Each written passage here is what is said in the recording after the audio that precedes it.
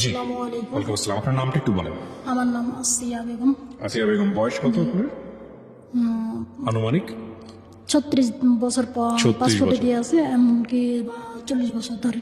জেলা কোথায়, কোন জেলায় জন্মগ্রহণ করেছেন? আমার জেলা হলো তোমার রাজশাহী জেলা। রাজশাহী জেলা। শৈশব থেকে আপনি শুরু করেন প্লিজ। আমি ছোটবেলা থেকে দেখেছি আমার বাপ মা ভালোই ছিল। হ্যাঁ। আমার এই সংসারটা, আমার বাবা আর একটা বিয়ে করে, বিয়ে করার পরে আমার মা বোবা ছিলেন। ও মা বোবা ছিলেন? জি, আমার মা বোবা ছিলেন, মা লুৎফান্নিসা বেগম। বিয়ে করে দিয়ে আসার পরে আমাদের সংসারে এই হলো অশান্তি। বাবা আমার আপনার তখন বয়স কত? 6 থেকে 7 বছর বয়স। 6 থেকে 7 বছর, ওকে। এমনকি আমি প্যান্টটা বাঁধতে পারি কি পারি না। এরকম একটা বয়স। জি জি। তখন থেকে আমার বাবা বিয়ে করে নিয়ে আসার পরে এইরকম অত্যাচার সংসারে, মাইক মারা ধরা করে, মাইক হলো অত্যাচার করে, ঠিক মতো খাওয়া দাওয়ার দেয় না,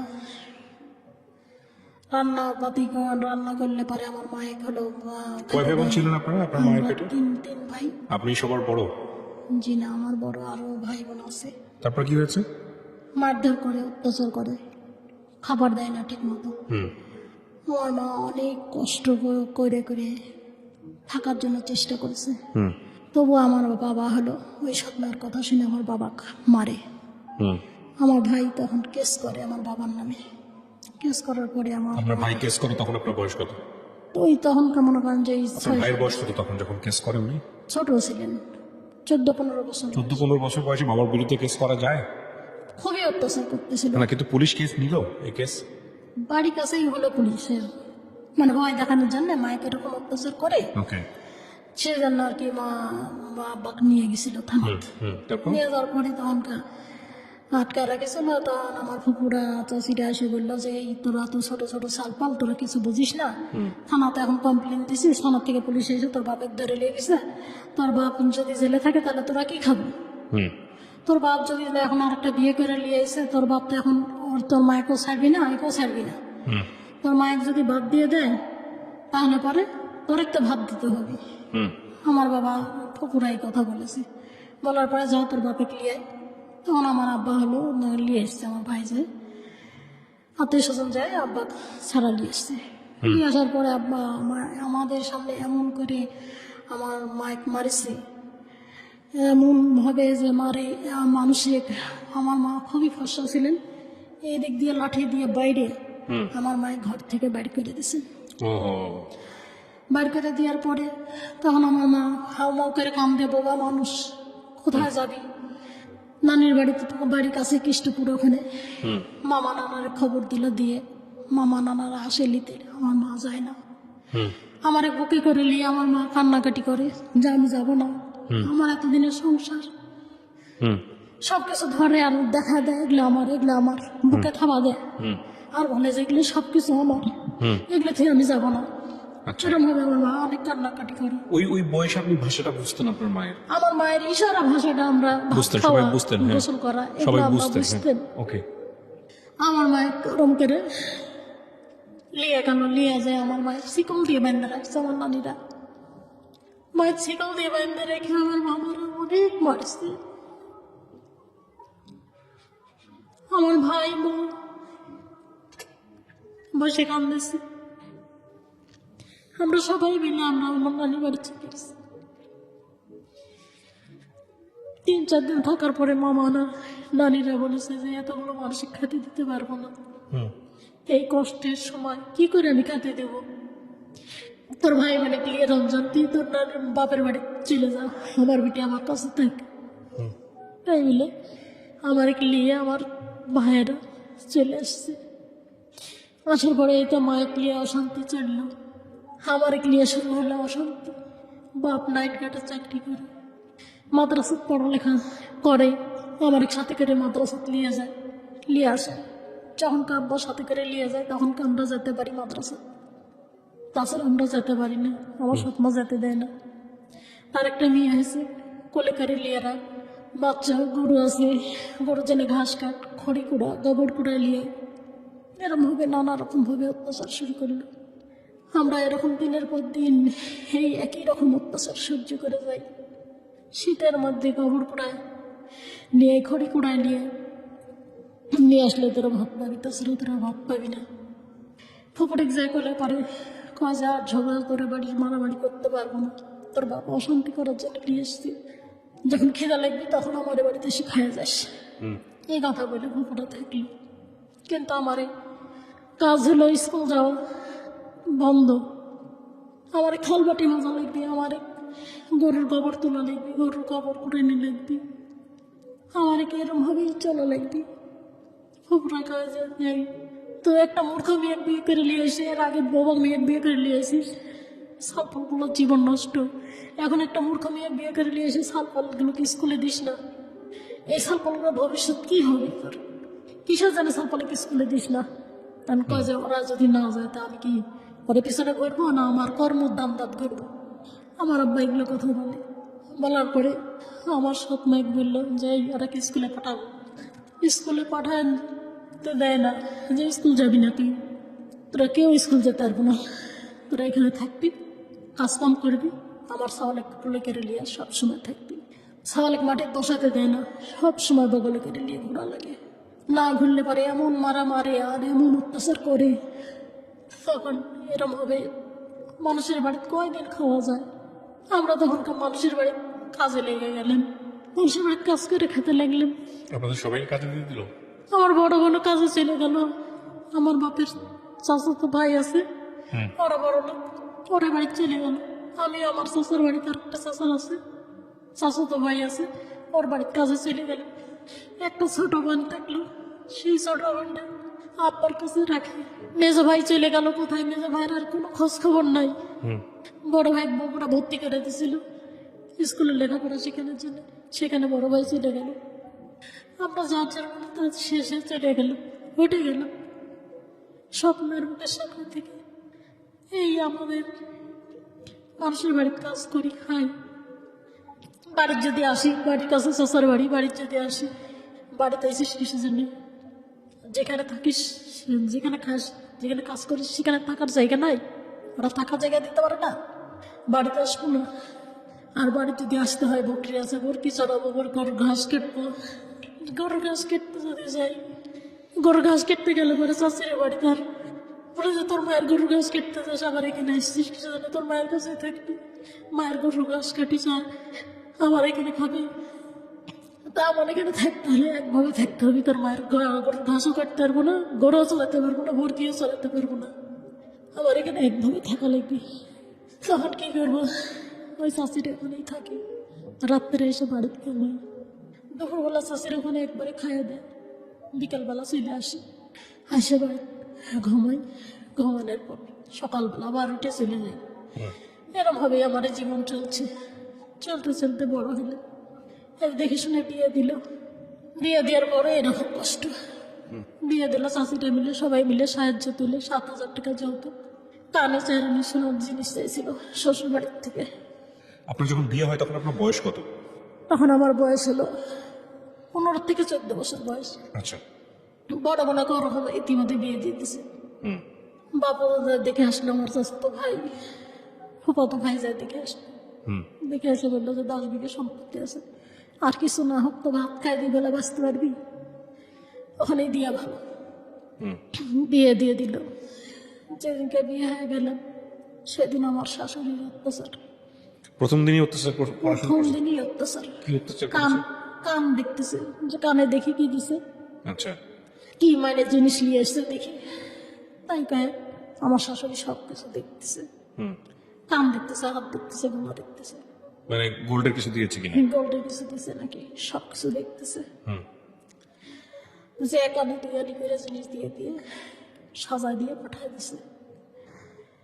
আমি ভাবিছি যে সব কিছু দিবি, হাঁটি হাঁটি জিনিস দিবি, দিয়ে বিক্রি করে দিয়ে জমি টমি তুলবো, আর দিছে এখানে দিয়ে করে 5,000 টাকা হবে এগুলো বিক্রি করলে। এটা বলতেছে আমার শাশুড়ি বলতেছে এগুলো নিয়ে যা দিয়ে এসে যা যা দিতে চাইছে তাই তাই লিয়াই, কালকে যেন সব কিছু নিতে আসবি, বাপ মা ভাই ভাইয়েরা নিতে আসবি, সব কিছু নিয়ে আসিস। এই করে সারা রাত বকর বকর বকর বকর করলো। শ্বশুর ছিল না আপনার? শ্বশুর ছিল। এরকম একটা এত বড় ঘর, মাজার দিয়ে মাটির দেওয়ালের ঘর, একটা ছোট্ট ঘরের মধ্যে আলাদা করা, পার্টিশন করা। পার্টিশন করা, মাটির ঘর। আপনার আপনার হাজবেন্ড কি করতো? আমার হাজবেন্ড হলো কৃষি কাজ করতো, কৃষি কাজ করতো। আর এরে হলো আমার শ্বশুরের 28 বিঘা সম্পত্তি ছিল। 28 বিঘা সম্পত্তি? 28 বিঘা সম্পত্তি। আপনার মানে শ্বশুরের ছেলে কয়জন ছিল? ছেলে 3 জন। আপনার হাজবেন্ড কি 3 বড়? মেয়ে। ছোট আমার হাজবেন্ড। ওকে, তারপর? আমার স্বামী, ওরা কাজ করে না, বেশিরভাগ ওরা শুয়ে বসেই খায়। শ্বশুরও শুয়ে বসে খায়, স্বামীও শুয়ে বসে খায়। এটা কিভাবে সংসার চলে? আমার বাপ দেখি যে সারাদিন পরিশ্রম করে, রাত্রে নাইট ডিউটি করে গার্লস স্কুলে। ভোর 6টার সময় উঠে এসে একবার স্কুল মাদ্রাসার যাবি, আবার স্কুলে প্রাইভেট পড়াবি, আবার ইমামতি করবি, মসজিদে আজান দিবি, বিয়ের যদি দাওয়াত পায় সেই বিয়ে পড়াতে যাবি। আমার বাবা এক মুহূর্ত বসে থাকে না। আর এরা বসে থেকে সংসার চলে কি করে? এটা তো নুন আনতে পান্তা ফুরা যায়, জমি বিক্রি করে আর খায়। না, আপনার এই যে গোল্ডের জিনিসপত্র নিয়ে যেটা প্রবলেম হলো, পরের দিন কি হলো? পরের দিন ওগুলো তো মনে করেন যে আমি সবাক বললাম যে আমি আর ওই বাড়ি যাবো না। আমাকে বলতেছে যে ওকে ওখানেই ভাত খাওয়া লাগবে, তুই যাবি না কিসে যাবি? তাহলে করে এগুলো জিনিসগুলো আমাকে দিতে হবে। এগুলো কি বিয়ের আগে কথা ছিল যে দিয়ে দিবে এরকম? না, চাইনি শোনা 7,000 টাকা দিয়ে কথা বলেছিল। আচ্ছা, যৌতুক? যৌতুক। এগুলো দেয় নাই? চাইনি শোনাও দিচ্ছে 7,000 টাকা, চাইনি শোনা হয়নি। আপনার হয়েছে হলো 3 আনি, যাই হোক কম ছিল আর কি, 2 আনি কি অথবা 3 আনি ছিল। এটাই মনে করেন যে অসন্তুষ্ট। আর ভাবিছে যে ওই আত্মীয় স্বজন বড় লোক দেখে গেছে তো, মনে করেছে যে আত্মীয় স্বজন মেলা কিছু মান দিবি।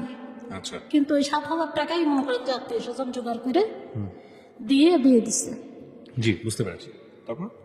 ওই বিছনাকে যা কিছু লাগে পরের দিন এসে বললাম যে আমাকে হলো কালকে হলো শীতের মধ্যে পৌষ মাসের শীত, আমাকে হলো ল্যাপ দেয়নি শীতে, খালি গায়ে শোয়া রাখেছে। বলছে বিয়ে হয়ে আসছিস, ল্যাপ কাঁথা নিয়ে আসিস নি, ল্যাপ পাবি না শীতে। তখন আমার বড় বোন আবার সবার কাছে গেল যে ল্যাপ কাঁথা লাগবি, যায় বলে ল্যাপ ট্যাপ বানায়, থালি বদনা যা লাগে ঘটি বাটি এগুলো সবাই মিলে আবার জোগাড় করে পরের দিন পাঠালো। একটা একটা করে আমার শাশুড়ি জিনিস চিংড়া মেরে ফেলা দেয়, একের পর এক জিনিসগুলো চিংড়ি মেরে ফেলা দেয় দিয়ে কাজে এই জিনিস নিয়ে যায়, এই জিনিস দিয়ে কোনোদিন সংসার চলে? এরম হবে? আমার শাশুড়ি বলে। আমি তখন বললাম যে দেখো, তোমার বাপ মা দেখে শুনে নিয়ে এসছে আমার সৎ মা ধরে, কেউ কিছু দিতে পারবি না, যাটুকু দিছে সেটুকু হলো আমার আত্মীয় স্বজন সবাই মিলে দিছে। এর থেকে যদি বেশি বাড়াবাড়ি করে তাহলে করে আমাকে ছেড়ে দেবো, আমি ছেড়ে যাচ্ছি, বাপের বাড়িতেও যাবো না। আমার মনে আমার যেদিক দিয়ে চোখ চলে যায় সেদিক চলে যাবে। এটা আপনি বললেন? আমি বললাম যে তো বোঝে না আমার সাথে তোমার মা এরকম করে না, সারাদিন ঘর দুয়ার ছাইড দিয়ে মশাটা রান্না বাড়া সব কিছু করি, খাইতে গেলে দেখা যায় যে ভাত নেই। বলছে হায় রে আল্লাহ, কি কপাল আমার, বাড়ির সব মেরোতেছে আর এখানে হলো শাশুড়ি নেই, খাওয়ার সবার শেষ? খাওয়া সবার শেষ, থাল বাটি একবারে গোটা ঘরের মেঝে বিছাই পড়ে আছে। তখন আমি কই যে কে ভাত নেই, কোচা মুড়ি আছে, মুড়ি খাও, ভাত শেষ। গেল এরকম করে দিনের পর দিন চলতেছে। চলার পরে তখন 1 মাস 2 মাস 3 মাস এরকম করে বাড়ির চেয়ে পড়ি, আমার বোন কিছু কিছু করে জোগায় পাঠায় দেয় আমার বাড়িতে, যে এই দিয়ে খাওয়া থাকে, কি করবো বাড়ির সব মা। এরকম ভাবে দিনের পর দিন যেতে যেতে 9 মাস গেল। একদিন ভাটার কাজে গেছিল, ভাটা ইটের ভাটার কাজে গেছে, আপনার হাজবেন্ড? আমার হাজবেন্ড সারাদিন শুয়ে বসে থাকে। যেরকম ভাবে সংসার চলে কি করে, খাবি কি করে? যতক্ষণে জমি বিক্রি করবে, ওই জমি বিক্রি করে নিয়ে এসে খাবি, কাজে যাও। সবাই মানুষ ভাটাত যায় কাজে, এখানে যায় ওখানে যায়, কাজে যাও। ভাটাত কাজে গেছে, যাওয়ার পরে 2 দিন 3 দিন করেছে, করার পর খুব জ্বর আসছে।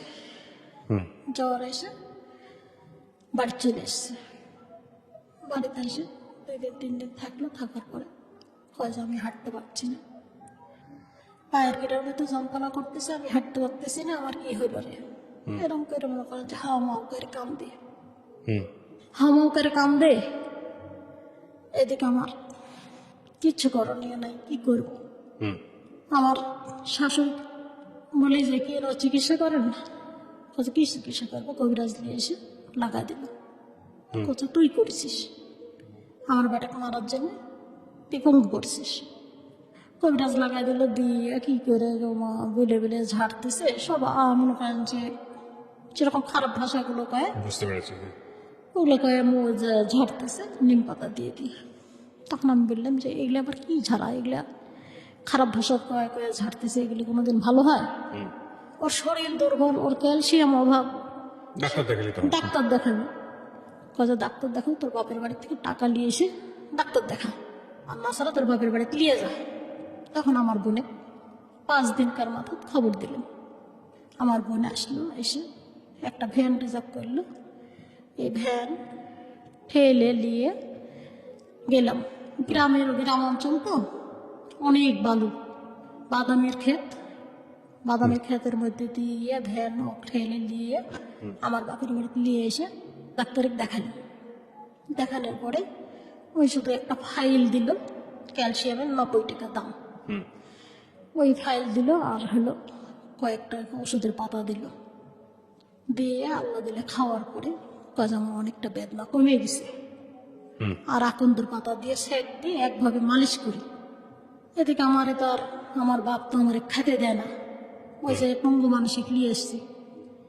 এখন আমি কি করে সংসার চালাবো, আমার বোনই বা কিভাবে সংসার চালাবে? তখন পাশে হলো এলাই বেকারের বাড়ি আছে, 8 টাকা কয়েল বানায় মেলা মানুষ। 100 কয়েল বানালে 8 টাকা পাওয়া যায়। 100 কয়েল বানালে 8 টাকা পাওয়া যায়। আমি ওই কয়েল বানানোর কাজে লেগে গেলাম। আমার স্বামীকে ওই সকালবেলা উঠে হাত মুখ ধোয়ায়, খাবার টাবার দিয়ে আমি চলে যাই। আবার দুপুরবেলা আসি, এসে খাইয়ে দেয়, আবার চলে যাই। স্বামী বাসায় বসা, স্বামীর বাসায় বসে মানে ও কিছু করতে পারে না? কিছু করতে পারে না। ঘাড়ে হাত দিয়ে পায়খানা করা, পেশাব করা, সব কিছু করা, কইরে টরে থুয়ে আমি চলে যাই। এরম হবে বিয়ের কদিন পরে আপনার হাজবেন্ডের এরকম অবস্থা হলো? 9 মাস পর। 9 মাস পরে? জি। এরম হবে থাকতে থাকতে আল্লাহ দিলে পরে পা পাইলো। এখন আমি কই যাই, তাহলে তুমি এখন আমার এদিক তো কাজ কাম আছে, রাজমিস্ত্রি কাজ কাম আছে, কে অথবা ওই এলার বাড়ি যায় কাজে লাগো। ওই কাজে না, আমি কাজে লাগবো না, তুই কেমন করেছিস, তুই ভালো করেছিস, আমি আমার বাপের বাড়ি চলে যাবো।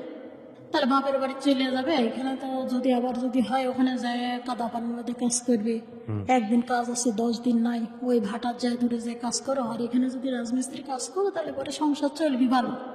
কাজ তোর খাওয়াবো, এখানে কামাই করে তোর বোনে খাওয়াবো, আমি খাওয়াতে পারবো না, আমি চলে যাবো আমার বাপের বাড়িতে।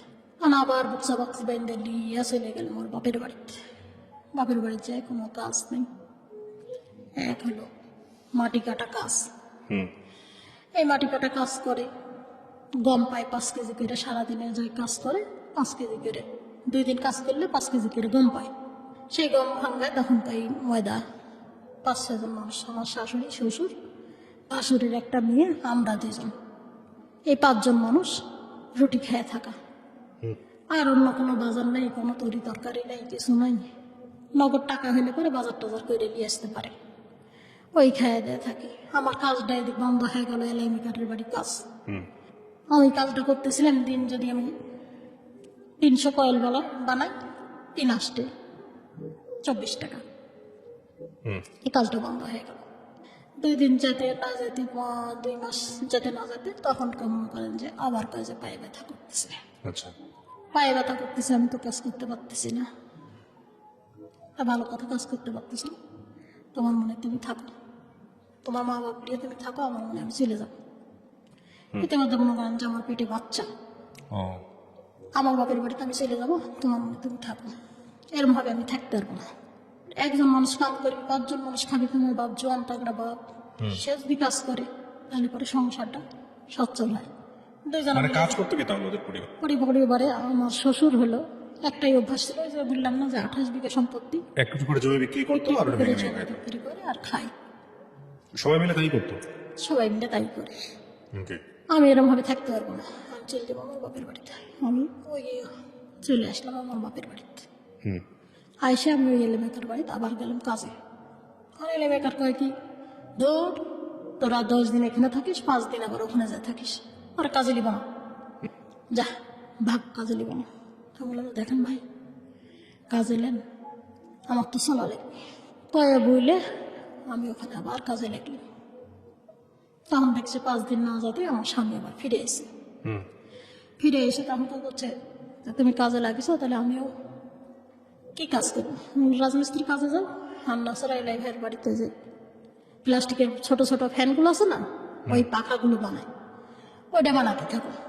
তখন বললো যে না, এটা আমি বানাইতে পারবো না, মেলা শক্তির কাজ।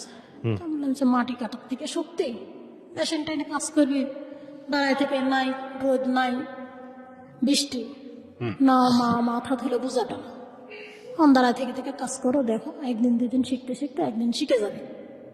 এলাই আমি তোর কাজে লিবি না, কাজ 2 দিন পর তোর স্বামী পোলাবি, কাজে লিবি না। আমি বললাম যে দেখেন ভাই, আমার সমস্যার কারণে আপনার বাড়িতে এসেছি, আমার ওই তয় যে না লিব না। তা আমার বোন যায় আবার ওর হাত পা চেপে ধরল, কাজে নেন ভাই, তাছাড়া কি করে চলবি আর। ওই ভারী কাজ করতে পারে না, পা ব্যথা করে, সেটা তালে লাগাই দেখা। ওর বোন এসে হাত পা ধরলে তখন কা করে যে তালে লাগাই দেখা, যদি পালা যায় মনে করে যে আর লিব না, আসে কাজে লিছি, এখন আবার ওকে এসে লাগাচ্ছিস, যদি পালা যায় আর লিব না। তখন কেমন করেন যে লাগাই দিল, এই করতে থাকি থেকে থেকে পোলা চলে যায়।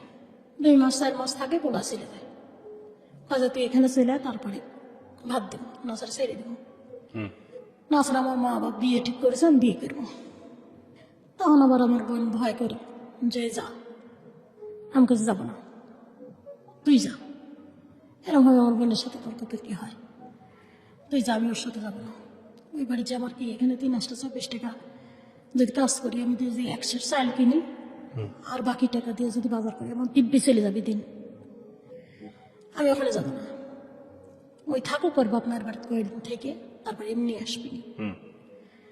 হ্যাঁ, 10-12 দিন 15 দিন পর আবার ছিটে চলে আসে আপনার হাজবেন্ড। চলে আসার পরে আমি কাজে নিতে চাই না, আবার ভ্যান ভ্যান করে আবার লাগাই দেয়। এরকম ভাবে থাকতে থাকতে মনে করেন যে ওই বাড়িতে থাকলাম 9 বছর। 9 বছরে কিছু কিছু করে টাকা জোগায়। বাচ্চা কাচ্চা হলো আপনার? হ্যাঁ, একটা মেয়ে হয়েছে, বড় মেয়ে। ওকে। বাচ্চার বয়স কত তখন, যখন আপনার 9 বছর থাকার? আর 9 বছর থাকার পরে তখন আমার মনে করেন যে আইসি এখানে 8 মাস পর বাচ্চা হয়। আচ্ছা, বাচ্চার বয়স তাহলে 8-9 বছর। 8-9 বছরই বাচ্চার বয়স। কিছু কিছু করে টাকা জোগায়, ব্যাংকে রাখিছি, ভবিষ্যতে যে লাগবে বুটি বিয়ে দিতে, ব্যাংকে রাখিছি। তখন আবার একদিন ওর বাপ চলে আসলো। ওর বাপ আসেনি, ওর বড় ভাই আসছে, বকুল নাম। বড় ভাই এসে বলছে যে আমার মেয়ের নাম মৌসুমি ডাকেছি, মৌসুমি মা, আব্বা তাই হলো চেলা হাজি, ওখানকার পাশের বাড়ি চেলা হাজি নাম, রাহাতুল্লাহ হাজি মাস্টারের চাকরি করে, ওর কাছে হলো জায়গা বিক্রি করে দিচ্ছে বাড়ি ভিটা। তাহলে আমরা কার কাছে থাকবো, কোথায় থাকবো? আমরা হলে সবাই মিলে যদি জায়গাটা ফিরাইলি, তাহলে পরে মনে করে যে আমরা খায় করে থাকতে পারবো, যে যেখানেই থাকে বাড়িতে এসে আমরা থাকতে পারবো। মাথা গোজা থাইটা যদি বিক্রি করে দেয়, তাহলে আমরা কি করে চলবো? কত দিয়ে বিক্রি করছে? কত? 10 কেজি চাল দিচ্ছে আর 500 টাকা নিচ্ছে, বায়না হিসাবে 10 কেজি চাল আর 500 টাকা নিচ্ছে। 10 কেজি চাল খাবি আর 500 টাকা দিয়ে বাজার করবি, হাট বাজার। আর বাড়ির দাম কত ধরেছে? বাড়ির দাম ধরেছে 12,000 টাকা শতক। 12,000 টাকা শতক হইলে পরে, তাহলে পরে মনে করেন যে ওখানে আছে 18 শতক জায়গা। 18 শতক জায়গার হিসাব করলো 3 ভাই মিলে। বড় ভাই কেছে আমার কাছে টাকা নেই, আমি নিতে পারবো না। তাহলে নিতে পারবো না, তাহলে পরে কি করবো? তোর ওই বড় ভাইয়ের বই কলা যে তোর বাপের বাড়ি থেকে টাকা নিয়ে নাসার জায়গা বিক্রি করে দিলে কোথা থাকতাম? আর বড় ভাইয়ের বাপের বাড়ি থেকে টাকা পয়সা নিয়ে আসলো, নিয়ে এসে জায়গাটা আমরা সবাই মিলে রেজিস্ট্রি করে নিয়ে, আর যেগুলো টাকা ওর কাছে দিয়েছিল 500 টাকা, 10 কেজি চাল আর ফিরাত দিলাম।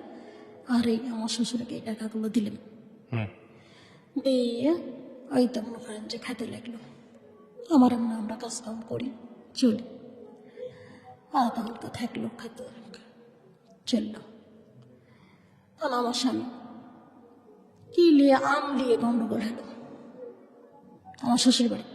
আমরা কিন্তু এখানেই আছি, আমলিয়ে গন্ডগোল, বেটার সাথে আমলিয়ে গন্ডগোল, আমের গাছ আছে বিটে, আমলিয়ে গন্ডগোল। মায়েরে ফাটাই দিছে আমার শ্বশুরে, ফাটাই দেওয়ার পরে তখনকে হাওয়া করে কানতে কানতে চলে এসে কি হয়েছে, মারিছে, কে জানে আম দিছে, আম পাড় সব পাড়ে নিয়ে চলে যাচ্ছে বকুলের বউ, এটা বাধা দিছে, সেজন্য এরকম করে মায়েরা ফাটাই দিছে। এর কি বিচার করবে করো, আমরা কি বিচার করবো, আপনার বেটা আপনারা বিচার করেন গা না, এর বিচার করা লাগবে। 3 বোন চলে আসে, আমার শ্বশুরের বোন শুদ্ধ চলে আসছে, আইসে বলতেছে যে কি বিচার করবে, এগুলো করো। কোনো বিচার আমরা করতে পারবো না, আমরা কাজ করি, ভাত খাই। আমি সব কিছু ছেড়ে দিয়ে চলে আসি, এগুলো জঞ্জল করতে পারবো না। আমার এখন একটা ছাওয়াল হয়েছে, ছালে আমার ভবিষ্যৎ করা লাগবে। আপনার কাছ থেকে ভিটা মাটি কিনে নিয়ে লাগিছে, এখন ওইখানে একটু মাথা গোচানোর জন্য থাই করা লাগবে। এই বিচার করার জন্য বেটা কিনে নিয়ে চলে গেল। আমার বেটা, হ্যাঁ, এক বেটা মারিছে, আর এক বেটা বিচার করবি না, বেটা ক্লিয়ার চলে গেল। যাই এই থামো না, সব কিছু হাসতায় হাসতায় কেস টেস কইরে, হেনস্তানি কইরে, মারামারি করে র্যাপ শিখতে বাড়ি চলে আসলো। রেমো চলে আসলো। র্যাপও চলে আসলো। র্যাপ এসে মনে করেন যে ধরে আচ্ছা করে পিটালো। পিটানোর পরে এখন ওই যে আমার বাপের বাড়িতে আইসে সবগুলো, এখন কয় যে এই মেয়ে এখানে সব কিছু করছে।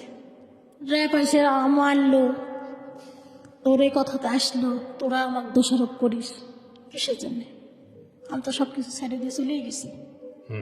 না, সব গ্রামের মানুষ, 7 গ্রামের মানুষ হাজির হয়েছে র্যাপ আসা দেখে। 7 গ্রামের মানুষ আইসে এই তো শুরু করলো বিচার। লাঠি দিয়ে বাড়ি দেয়তে একবার মনে করেন যে চিল্লায়, চিৎকার করে ওঠে। কাকে বাড়ি দিচ্ছে?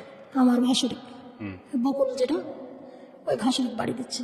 বাপেক মারছিস আর বাপেক মারবো, তো দিয়ে 7 গ্রামের বিচার হবে। এমন করে পিটানি দিচ্ছে, ও বাবার ও মার করে চিল্লায় উঠতেছে। এরম করে মনে করেন যে আমার সবাই এই 7 গ্রামের মানুষের দিয়ে আমার দোষারোপ করে কইরে। তখন তো আমি ওখান থেকে চলে আসি যে তোরা তোরা থাক, আমার দোষারোপ করিস কিসের জন্য? চলে আসলাম। চলে এসে ওর মা বাপ লিয়ে থাকতে লাগলো। থাকার পরে আবার দেখতেছি কিছুদিন পর আসতেছে। কিছুদিন পর এসে তখন করছে যে কাজ করবো, বলছে কাজ নিয়ে তুই যত বাড়ি যেত। আমি আবার তখন বললাম যে তুই করে কথা বললাম, তুই বাড়ি যেত, তোর বাপ মায়ের কাছে তুই থাকে গা, তুই থাকে তোর বাপ মাইকলে কইরে খাগা, আর আমার মতো আমার কইরে খাইতে দে। গেল না, না যায় থাকলো। থাইকার পরে আর আবার আরেকটা হুজুর দিয়ে আসলো। মায়ের হলো মায়ের গলত গামছা দিছে, গামছা পেয়ে আছে, মারিছে। ওই বেটাতে আবার মারিছে। কিলে মারিছে? খৈলেন লিপতে গেছে, ধান কাটবি, খৈলেন লিপতে গেছে, তো খৈলেন লিপতে দিবি না, তো জায়গা বিক্রি করে দিছে। খৈলেন লিপতে দিবি না কিসের জন্য? তোমার না, তোমরা বুঝো গাতো। আবার মারামারি। তখন এই যে মারা লাঞ্চ পুড়ে গেছে, লাঞ্চের ফেটে গেছে, ফুসফুসি এটা ফেটে গেছে। ফেটে যায় তখন আবার দৌড়াদৌড়ি। বাসারে বেশি দিন আর টিকলো না, মারা গেলেন। লাঞ্চে পানি জমে গেছে, চিকিৎসাও করতে পারলেন না, মারা গেল। তখন আমার শ্বশুর থেকে 18 বছর আগে লোন নিছে, সেই লোক চলে আসলো বাড়িতে। হয় দেন না ছাড়া ধরে নিয়ে যাবো। তখন আর কোনো বেটা বেটি কেউ আগায় না। আর আমাকে তো গ্রামের মানুষ দেখতেই পারে না যে রেপে দিয়ে মারা লিছি, রেপ গ্রামের মধ্যে লিয়েছি। এই কারণে দেখতে পারেন না, এই কারণে আমার কেউ দেখতে পারে না, সবাই আমার পরে শত্রু, কেউ দেখতে পারে না। তো যাক, আমাকে যখন দেখতে পারে না তাইলে পরে এখন আমি কি করব? আমাকে কয়ে যে কি লোন পরিশোধ করো। 18 বছর আগেকার লোন সুদে আসলে আপনার হয়ে গেছে অনেক টাকা, 2 লাখ টাকার মতো লোন। কি করে পরিশোধ করবি? আমরা খাটি খাই, দিন আনি দিন খাই, 2 লাখ টাকা লোন কি করে পরিশোধ করবি? তখন আমার করছে যে 2.5 বিঘা জমি আছে, তোমার নামে লিখে দেবো, তা লোনটা পরিশোধ করো। আমার কাছে লোন পরিশোধ করা যাবে, কিন্তু আপনার বেটা যদি খাটে, আপনি যদি খাটেন, তাহলে লোন পরিশোধ করতে কোনো সমস্যা নেই। এদিক মরে গেল, ব্যাপার দিয়ে হলো, কয়টা দিন হচ্ছে, আর এই যে লোকজন সেরকম করে হাম্পে তাম্পে করে অশান্তি করে, না আমাকে খাইটে খেতে দেন, না আপনারা খাইটে খান। এখন লোন যদি তুলতে যাই, লোন পরিশোধ করতে গেলে আবার লোন তোলা লাগবে। এই লোন পরিশোধ করবো আমি কি করে? আপনার বেটা বেটি সবাক ডাকেন, ডাকে সবাক 2.5 বিঘা জমি লিখে দেন আর সবাই মিলে পরিশোধ করুন। বেটা বেটি দেখা যায় ওই জমিও নিব না, লোনও পরিশোধ করবো না। এই জমি নিতে গেলে পরে লেগে যাবে মারামারি। আর একটা সৎ মায়ের ভাই আছে আমার শ্বশুরের, ভাগ দেয়নি। আমাকে করছে যে জমিও নিব না আর ইয়াও করবো না, লোনও পরিশোধ করবো না। যেমন করে পারে তুমি বা জমি লাগাও, তুমি লোন পরিশোধ করো না, আমাকে এই কথা কইল। করার পরে তখন আমি করছি যে আমি লোন তুলবো, করছে আশা সমিতি ভর্তি হও, ব্রাকে ভর্তি হও, ঠেঙ্গামারা ভর্তি হও। একে একে আমার সবগুলো ভর্তি করালো। ভর্তি করে লোন তুললেন মনে করেন যে সে আমাদের 30,000 টাকা। আশা সমিতির থেকে ব্রাক থেকে তুলে 30,000 টাকা। আর এই ঠেঙ্গা আশা কি কি সব সমিতি আছে, জাগরণ সমিতি আছে, এগুলো দিয়ে 30,000 টাকা। 30,000 টাকা হয় না, 55,000 টাকা হয়েছে। হয় তখন তাই যে এই টাকা দিয়ে হবি না, 1,20,000 টাকা লাগবে। 7টা সমিতি মিলে 1,20,000 টাকার লোন এখনো তুলতে পারলেন না। আপনি জমি বিক্রি করেন না কইরে আর বাকি বাতুকিটা দেন, আর আপনার 2 বাপ বেটা কইরে কাজ করে 55,000 টাকার কিস্তি দিন। আমার পক্ষে সম্ভব না। 2-1 দিন 2 বাপ বেটা মিলে কাজ করলো, 2-1 সপ্তাহ হলো ভালো মতো কিস্তি দিল। এদিকে আমার এলার বাড়ির কাজ চলে গেল। এর বাড়িতে এসে আর কাজে নেয় না। মনে করেছিলাম যে 3 জন মিলে কাজ করে লোনটা পরিশোধ করতে পারবো, তখন আর কাজে নেয় না। ব্যাংকে গেলেন, 18 বছর পর আগেকার লোন করছে আপনার শ্বশুরের হলো 2 লাখ টাকা লোন। 60,000 টাকা কি করে শোধ করবেন? যারা ফিল্ডম্যানগুলো আছে কৃষি ব্যাংকের, ওরা করছে যে 2 লাখ টাকা লোন 60,000 টাকা দিয়ে কি করে শোধ হবে? এর তো আসলটাও সুদ হবে না। এই সুদে আসলে 18 বছর পর আগেকার সুদ দিয়ে আপনার হলো 2 লাখ টাকা হয়েছে। তা আমি বললাম যে ভালো করে দেখেন, হিসাব করেন। 7 দিনকার টাইম দিছে ব্যাংক থেকে, 7 দিনের মধ্যে যদি না দেয় তাহলে পরে ধরে নিয়ে যাবে মুরব্বিক। তখন খুঁজে খুঁজে বাইর করলাম যে ব্যাংকের ডিসি কে। তখন বললো যে ব্যাংকের ডিসি হলো আমার গ্রামেরই এক মহিলার বিয়ে হয়েছে, ওর ভাই। চলে গেলাম ওর কাছে, যাইয়া বললাম যে স্যার আমরা খুবই গরিব মানুষ, আমরা খুবই গরিব মানুষ, আপনি এই লোনটা মুকুব করা যাবে কি করে? আমি আসলটা দিয়ে বাইর হবো। এই মুরব্বীর এখন কিছু নেই, আপনারা মুখের সামনে 28 বিঘা সম্পত্তির মালিক। আপনারা বলে এর বাড়িতে আগে খাইছেন, দাইছেন, থাকিছেন, ওঠা বসা সব কিছু কুটুমতালি ছিল। আমি এসে শুনেছি। তো স্যার আপনি যদি পারেন তা আপনি মুকুব করে দিতে পারবেন এই সুদগুলো। স্যার আপনার 2টা পা ধরি স্যার, আমাকে এটা করেন। এটা আপনারা বলে ধর্মবাদ ছিল। আপনি টাকা পয়সা না দিয়ে হলে পর খালি আপনার মুকুবটা করে দেন, তাহলে পরে আমি মুরব্বীটাকে বাঁচাতে পারবো। ওর বেটা বিটি কেউ আগাল না। 60,000 টাকা পুষতে 50 টাকা কম ছিল, সেই 50 টাকা কোনো বেটা বিটি দিল না। আমি ওরই ওখানে মাস্টার রোডটা ছিলেন, ওর বইয়ের কাছ থেকে নিয়ে এসে 50 টাকা দিয়ে আমি পূজালাম, টাকা দিয়ে নিয়ে গেছি। তখন বললো যে ঠিক আছে আপনি কাগজপাতি নিয়ে এসে। ওই ডিসির কাছে যাইয়া কাগজপাতি নিয়ে যাইয়া লিখে দিল, দিয়ে ওই কাগজ নিয়ে এসে ব্যাংকে জমা দিলেন। লোনের বিষয় ওটা পরিশোধ করে দিয়ে তখন মনে করেন যে 60,000 টাকা লোন, তখন 52,000 টাকা দিয়ে চলে আসলেন। ওটা মুকুব হয়ে গেল। মুকুব হয়ে গেল, এই তো তখন আমরা আর কিস্তি দিতে পারি না, চলে গেলাম ঢাকা। কিস্তিলা এসে ঘুরে কিস্তি দিতে পারি না, ঢাকা বলে চলে গেলাম। কত সালে, কয় বছর আগে? 13 সালে। 13 সালে। জি। ঢাকা যায় কাজ গার্মেন্টসে চাকরি নিলেন। জিরাবো আছে না, আমার শ্বশুর বাচ্চা কাচ্চা নিয়ে এসে আমার বড় মেয়েটা 12-13 বছর বয়স হলো, তখন তো আমি এসে গার্মেন্টসে ওই মেয়েকে সাথে ঢুকাই দিলাম, দিয়ে 2 মা বেটি গার্মেন্টসে চাকরি নিলাম। আমার স্বামীর কাছে চাকরি করে ঢুকো, লোক নিবি, ওই কাজে আমি চাকরি করবো না। 2 বাপ বেটা ঘরের মধ্যে বসে 2 মা বেটি খাইতে নিয়ে আসি, রাত 12টা পর্যন্ত ডিউটি করি। আইসে মনে করেন যে হাম্বি তাম্বি করে খুব চিল্লাচিল্লি, ভাড়াটিয়ে বাড়িতে মুখ খারাপ করে। ঠিক মতো রান্না নেই, ঠিক মতো খাওয়াইলে নাই। গার্মেন্টস করিস কে রেঁধে দিবি? তো কায়দি বাপে তো বসে থাকো, রানলেও তো পারো, আমার একটু বসে থাকো, আমরা কামাই করে দিয়ে এসে দিচ্ছি, তোমরা রান দিয়েও খেতে পারবে না। এরকম ভাবে মনে করেন যে নানা রকম করে মুখ খারাপ। লোন এখন পরিশোধ হয়ে গেছে, তুই কে তোকে চিনি না। আমার শ্বশুর করছে যে ঠিক মতো খাইতে দিতে পারলে দেবে, না দিতে পারলে খুবই যে বাইরে চলে যা। এই লোকজন ডেকে চিল্লা চিল্লি মারামারি শুরু করে দিল। বর্তমান সবাই এখন হলো, আমি বিদেশ গেছিলাম, এরকম বিদেশে হলো এরকম অশান্তি। বিদেশে যা যায় আমার কাজ কাম করি, এই যে এইসব অশান্তি থুয়ে আমার স্বামী মনে করেন যে আর একটা মেয়ের সাথে সম্পর্ক করতে লাগলো, ঢাকার যায়। তখন আমার দিতে পারে না, আমরা তখন মা বিটি বুদ্ধি করে আমি বিদেশে চলে গেলাম। আচ্ছা, বিদেশে যাই দেখি যে ওরকম ওই বাড়িতে এক মা আছে, 3টে মেয়ে আছে, আর ওরা 3 ভাই। সারাদিন কাজ কাম করি, সারাদিন পর একটা রুটি দেখাতে। এত বাজে অবস্থা। গরিব মানুষ, সারাদিন পর একটা রুটি দেয়। আমরা 2 জন নিয়ে গেছিলাম বাংলাদেশ থেকে, একটা মেয়ের বাড়ি আর একটা মায়ের বাড়িতে।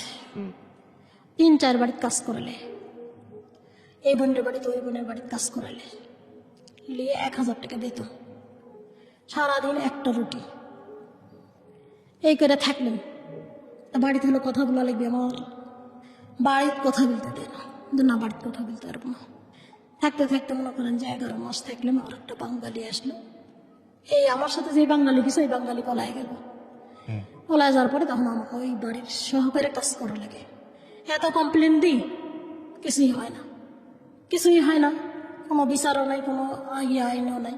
আবার উল্টে আমাকে নিয়ে গেল অফিসে। আমি বলি যে আমাকে বাংলাদেশে দে, আর না ছাড়া আমাকে হলো নেট দে। তোর বাড়িতে আমি একটা করে রুটি সারাদিন খায় না খায় কাজ করি, কোনো কথা কব না, কিন্তু আমার বাড়িতে কথা বলার জন্য নেট দে। কথা নেট দেবো না, তুই থাকলে থাক, না থাকলে চলে যা। আমি যে থাকবো না, এই কথা বলার সাথে সাথে কইছে যে থাকবো না।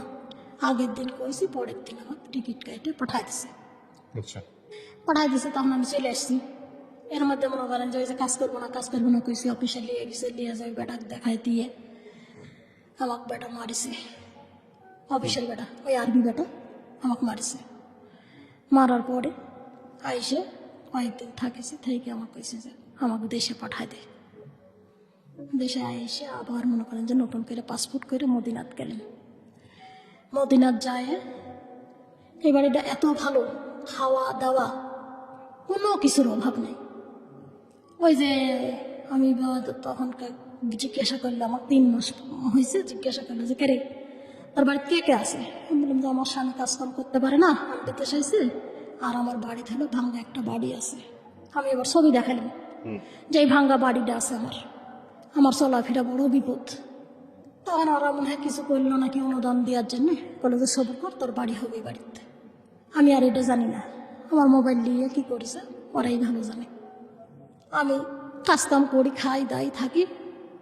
এরা কয় যে মালয়েশিয়ার থেকে, দুবাই থেকে মেলা টাকা আসছে, কেতির খুনুস, মানে খুনুস মানে অনেক টাকা আসছে, তাই বলে কেতির খুনুস। তখন ওর ছোট বেটা 1 মাস 2 মাস একামা টাকামা সব কিছু করা হলো। এর ছোট বেটা ওই আগের জিদ্দার মালিক আর এই মদিনার মালিক মারামারি। আমি কিন্তু কিছুই জানি না, মারামারি অনেক পিটাপিটি হয়ে গেছে। 2 জন 2 জনের জায়গা থেকে এই মদিনার মালিক হলো জিদ্দার চাকরি করতো, তাকে এখানে নিয়ে আসলো। আবার এই মালিকে আবার দিল হলো জিদ্দার মানসিক জিদ্দার দিল, মদিনার মানসিক মদিনাত নিয়ে আসলো। নিয়ে এসে মারামারি। তারপরে আমি কই যে কি হয়েছে রে, আর একটা বাঙালি মেয়ে আছে, কি হয়েছে? তখন বলছে এরা মারামারি করছে, তোকে নিয়ে মারামারি করছে। তাছাড়া আমাকে নিয়ে মারামারি করবি কিসের জন্য? তখন ওই আবার খারাপ ভাষা করছে, তোকে হাঙ্গা করবি। বলছি এবার কিন ভাষা হয়, এটাই ভাষাটা ভালো করে বলিস। আমি এবার এই কথা বললাম, ভাষা ভালো করে বলিস। এটা আমার কোন কিরকম ধরনের কথা কইছে রে? যাই হোক, এটা আপনার কি হয়, আপনি থাকতে পারছেন ওখানে নাকি না, চলে আসছেন? তখনকে এই লোক ওই ছোট বেটার সাথে বিয়ে দিবি, বাজার ঘাট সব কিছু করেছে, করে তখনকার বিয়ে দিবি। আমি বলেছি যে না, আমি বিয়ে করতে পারবো না, কারণ আমার ছোট চাওয়াল আছে, আমার স্বামী কাজ করে না, আমার আরো বণিক চালাতে হয়, আমার 6টা পুষ্য চালাতে হয়, আমি বিয়ে করতে পারবো না। 10 দিন ধরে ঝগড়াঝাটি চলে, খাওয়া দাওয়া সব কিছু বন্ধ। 10 দিন ধরে ঝগড়াঝাটি চলে, ঘরের দুয়ারের সামনে সব সময় যেন লোক থাকে, ছাল পাল নাতিপুতি সব কিছু বাড়ির মধ্যে জমজমাট থাকে, গান গায়ে গীত গাচ্ছে, ইয়ে করতেছে। 10 দিন পরে যখন দেখেছি উঠে দেখি যে ফাঁকা পাইছি দরজাটা, আমি পলাই গেছি। পলা যায় হারামে গেছি, 1 টাকা নিয়ে ওর কাছ থেকে 1 টাকা নিয়েছি। আমি 1 টাকা নিয়ে পলাই গেলাম, আমার কাছে কোনো টাকা পয়সা নাই। মোবাইলটা লিছে, নিয়ে 1 টাকা লিছে, নিয়ে এই বোরখাটা পরে আমি পালাই গেছি।